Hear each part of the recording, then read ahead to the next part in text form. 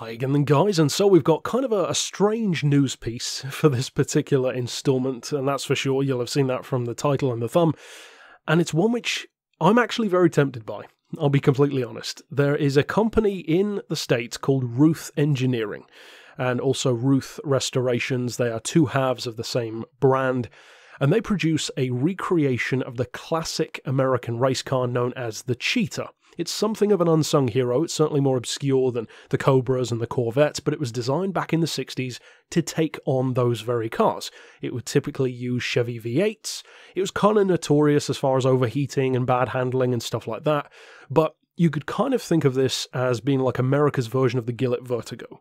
It's that kind of crazy, wacky, oddball little thing. Weird design. You're basically sitting over the rear wheels with a long bonnet. It has a very, TVR style shape to it to me. It almost looks like a TVR Tuscan meets C2 Corvette Stingray, like the old split window shape. But the important thing here is that the company who builds these in Ohio, as I said, Ruth Engineering and Ruth Restorations, who have been building them since 2005, are selling the entire company. And I am so tempted to buy it, because you get, for $200,000, which is insanely cheap for an entire car's production line, tooling up a vehicle alone is insanely expensive. But for $200,000, they are selling the molds for the cars, all of the necessary tooling, the fixtures, the parts, the relationships with multiple suppliers to get the raw materials, the social media, and the website domain for selling the vehicle. So it is everything you need to build and sell the cars, minus the raw materials themselves. Now, according to the owner, they have enough raw steel to make 2 car frames at the moment, but they don't have enough fiberglass to make it if you are, going to buy the company and start up yourself. But the reason why I find this so tempting is because Ohio, and I may be wrong, but Ohio seems like kind of a weird place to have a kit car based, at least one like this like motorsports heritage type of car. England loves kit cars. We are mad about kit cars over here. You see Caterhams, you see Cobra recreations, you see endless variations of the Lotus 7 from Westfield to, of course, Caterham and a variety of others as well. I believe Tiger's one also. Of course, you've got the Ariel Atom and these smaller companies that have come along more recently. Grinnell, I believe, as well. We love cars like this over here, and my idea for this, and I probably won't pursue it, but it's so tempting to me, is to actually crowdfund a takeover of this company if enough people were interested in supporting that. So buy up the entire company and move production from the States to here in England. Essentially rebrand it as a small British sports car, but still called the Cheetah, still with all of that heritage. Of course, you could still fit it with those V8 engines. One of the things I would personally love to develop is a fully electric version, and obviously that would cost more, but you could use some existing parts to at least make a prototype, like Tesla motors, that kind of stuff.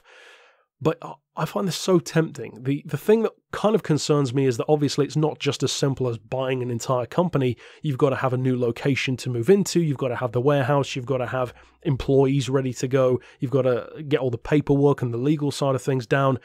But as far as, running your own company and selling your own cars goes, a kit car is one of the best ways to do it if you're looking for simplicity, because you don't have to, as far as I'm aware, do anywhere near the amount of, crash testing and all that kind of stuff that a pre-made car would have to do. As far as I know, you don't have to really do much at all, if any, crash testing, in fact. And I could be wrong, but for a company like this, obviously, they'd have already done that because the car's been built since 2005, like I said.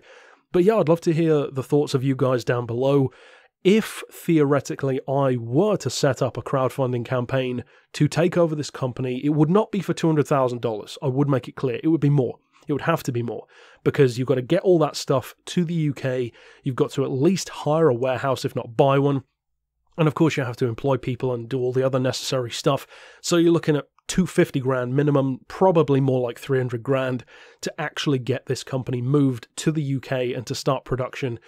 And I would love to hear your thoughts, like I said. So tell me down below, what do you think of that idea? Maybe if you're a slightly older viewer on the channel, and I know there are some older viewers, like in your later 30s, maybe even 40s or 50s or beyond. What do you think of that idea from a business perspective? Is that something that you would be interested in supporting? Not necessarily with like thousands of dollars, but that's the beauty of a crowdfunding campaign. You can donate as much or as little as you want and get rewards accordingly.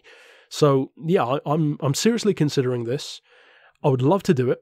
Of course, it's always been a dream of mine to have my own car company, and I definitely would not leave it at just producing kit cars. I would want to do more with it than that, but that would be later on, of course. But apart from that, even if I don't accomplish that myself, it is a very fascinating news piece. It's one of the cheapest ways of getting your own car company in the world. 200 grand is nothing compared to the value of most car manufacturers. And of course, one of the main reasons is because it's a kit car company. But overall, it's a pretty fascinating little bit of news. Like I said, give me your thoughts down below on that. And I'm very serious about it. Serious, practical side of purchasing the brand. And until next time, I'll see you then. But for now, as always, thanks for watching.